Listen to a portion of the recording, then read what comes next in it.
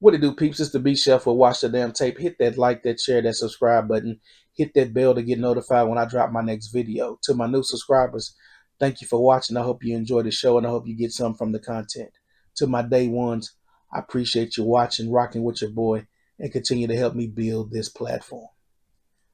Breanna Stewart jumped on the Let's Have a Party podcast with Julie Fondy and Abby Wambach, and she had this to say.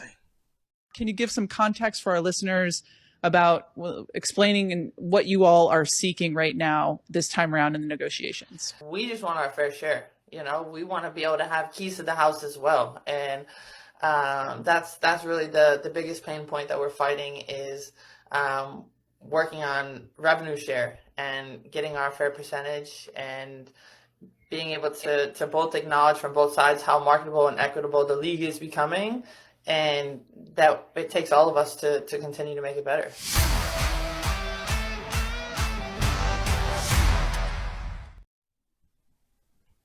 Now, it's very interesting. Breanna Stewart, I call her Jive, one half of the tag team Shuck and Jive with Nafisa Collier. One thing Breanna Stewart's adapt at is jiving in an interview. Every interview Breanna Stewart does, she usually says something totally different than the other one. In this one, this was three people talking. All three were BSing. All three knew the BS. They all just played along with each other. So Abby starts the conversation off, and I'll leave a link to the full video because the full video is hilarious. It starts off around the 9-minute and 25-second mark of their podcast where they get into the CBA and everything. But Abby said, basically, the WNBA is a house that was built by the players, and that somebody has the house now and won't give them keys. Breanna Stewart agreed with that. Players didn't build the WNBA. If the players built the WNBA, we wouldn't even be talking about the WNBA right now. That's number one. Number two, when she said, yeah, we want keys, that let me know they basically want what the men want. They want that 51-49 split or 50-50 split, whatever. But they want to be on top. The main goal. She also made mention about the salaries. They asked her about the salaries. Salaries ain't enough. So the money that was offered, that was a slap in their face. They view that as the same money. They want multi-million dollars. That's what they want. On the high end. Because remember, this league isn't about player development, player growth, growth of women, all that that's a lie. This league is about the fat cats. The top players staying rich and staying in control. This is not for your Ari McDonald's, like I've mentioned before. This is not for those players. This is for the top. This is for the big dogs. So she goes on and says that they're about a 6 on the scale as far as negotiations. So Julie Fondy responds, said, "Oh, that's good. You're over halfway there." She said, "No, it's bad." She said, "We can't get past," this is where I said it's a jive part. She said, "No, we can't get past the revenue part to get to any of the other topics." So Abby asked her a direct question. And she's not gonna lock her in to give an answer. She asked her, "So what revenue split do you want?" And then she goes into a word salad and she basically says, "Hey, yeah, like the NBA, I think they're like she knows. You're a vice president in your players association. You've been in several meetings," which she said in this interview that they've had meetings, which contradicted basically what Congress said. But anyway, she says, "We've had several meetings, but we can't get past the revenue to get to the other topics." And she said like 13 other points that they had. One being pension. Well, they get a pension. It's in their contract. We've talked about it before. Family planning, we've talked about that. They can, eat in vitro, all that stuff, adoption, all that stuff's available for them. Player housing. If you didn't know, I've done that in the previous videos. I've shown where they get money for housing. It's based on the market in which they play in, how much money they get towards their rent. And of course, in normal negotiations, these small details, they usually get a little small bump in all these, especially like the player meals. We know they get stipends for breakfast, lunch, and dinner. If you didn't know, I did a video on that. I've covered that as well. The big thing that really caught me with Breanna was when she said, and the idea of paying former players for what they have done. Breanna, you are out of your mind. That is the biggest jive play ever. So you mean to tell me the league's had a lot of good players? Maya Moore, Elena Della Don, Cynthia Cooper, Cheryl Swoops, you name it. A lot of players.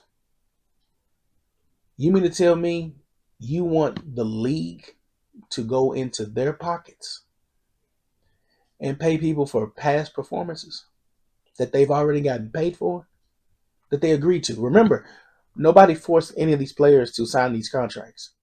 Nobody. Nobody forced them to take these contracts. Nobody forced any of these players to play in this league. Y'all have options. Y'all have always had options. You could go overseas and play. You can go get a regular job. You don't have to play basketball. So I just thought that was interesting. They asked her, have y'all ever had a work stoppage? She said she didn't know. They've had delays in their contracts before in bargaining, and it pushed their work calendar ahead. She should know that, being a president. Then she said something that really was surprising as well. She said she started making excuses.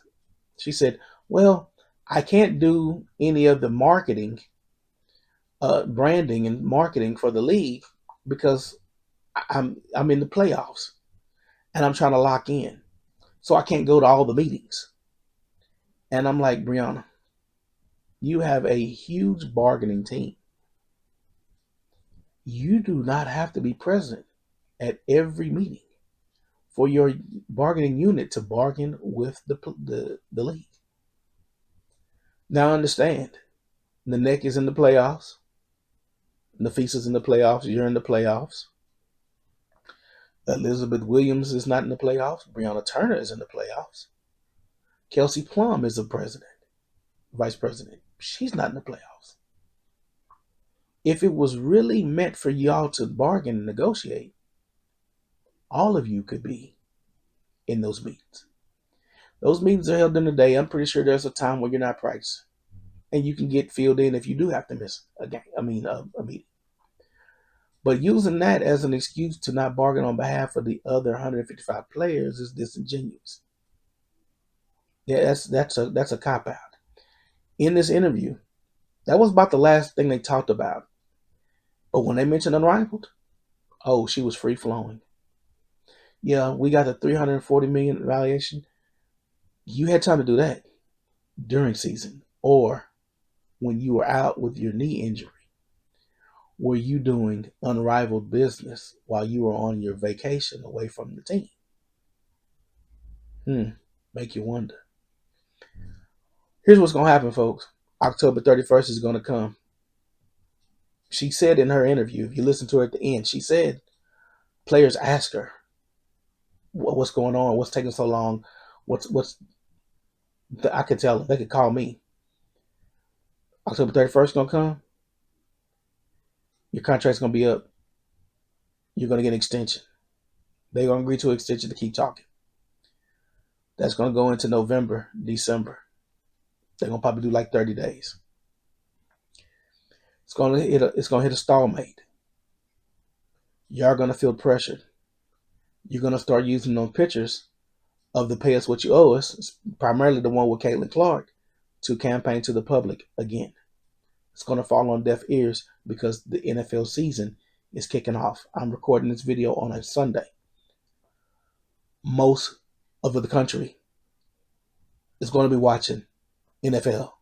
They're not going to be concerned with the WNBA, especially in the key months of November and December.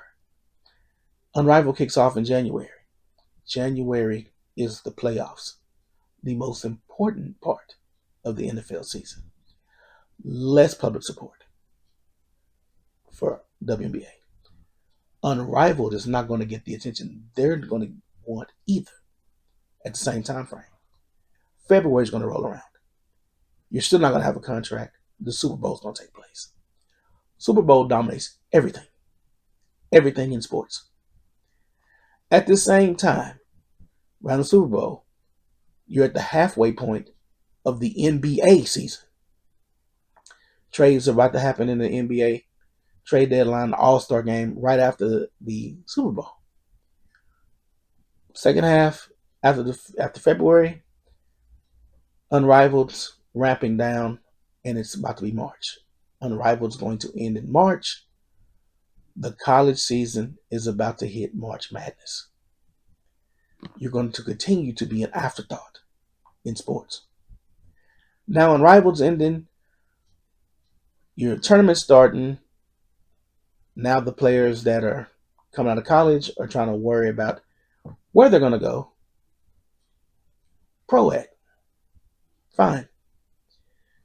You still won't have a contract. You won't have a contract till about April. By this time, Unrivaled's ended. Athletes Unlimited is ended.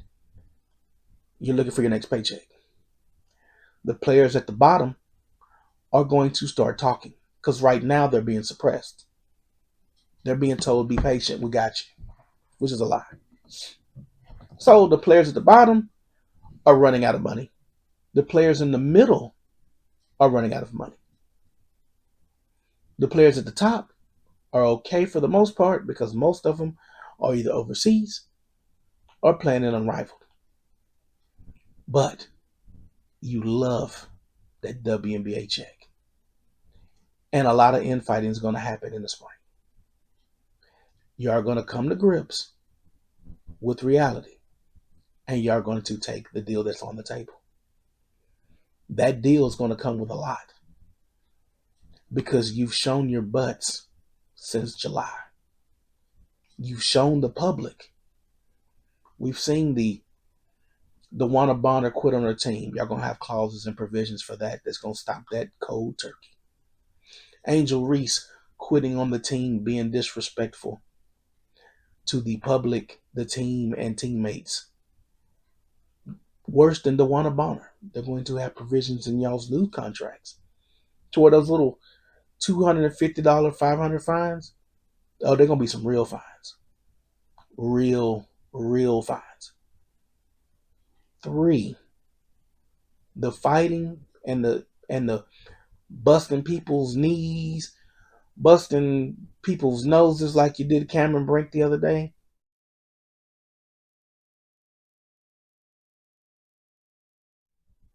Those flagrant fouls will be heavy suspensions, multiple game suspensions in many cases.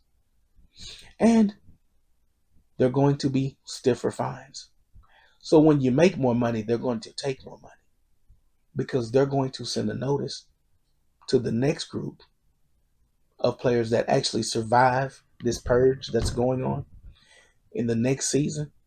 They ain't playing with y'all. They're going to make this like, y'all want to be like the men? They're going to make it like the NBA. They find the NBA heavily. And if you're making 200,000 and they take 6,000-7,000 from you, oh yeah, those little elbows you throwing, they'll stop. They take 25 or 30 for a flagrant 2. They suspend you for a game. Yeah, you'll get the point. You'll get the point quick. That's what's going to happen. That's going to be the timeline. They're going to give them decent salaries, but it's going to come with a lot. And it needs to because they got to clean this up. But Breanna Stewart, I'm going to leave a link to the video. Breanna Stewart, the old players, I don't care which one it was that told you what to do. I don't care if it was Kim Hampton, Cheryl Swoops, Cynthia Cooper, Candace Parker, whoever. Whoever told y'all to go get back pay, that was bad advice. Terrible. But let me know your thoughts below, folks. Leave your comments below, like, share, and subscribe. And until next time, peace.